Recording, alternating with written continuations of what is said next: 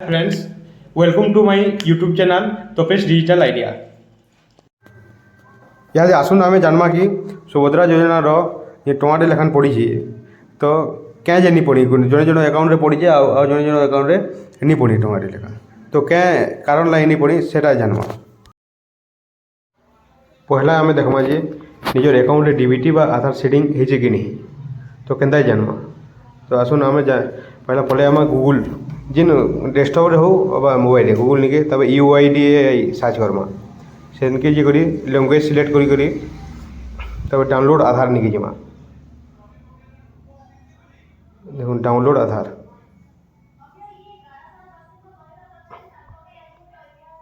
आधार के गला परे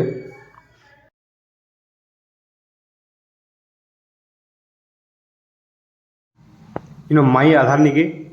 क्लिक करमा बोला पर लॉगिन की क्लिक करमा लॉगिन पर तब आधार नंबर देमा आधार नंबर दे तब कैप्चा कोड फिलअप करमा तब लॉगिन विथ OTP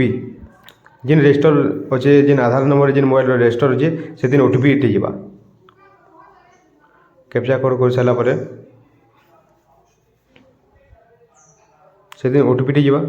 से OTP के टाइप करमा OTP दे सारा पर तब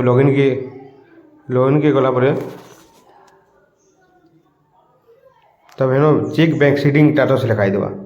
बैंक सीडिंग स्टेटस इन्हें क्लिक करा पड़े किन बैंक एक्टिव अच्छे डीबीटी से बतेदेवा तो देखुन ये state bank of India branch name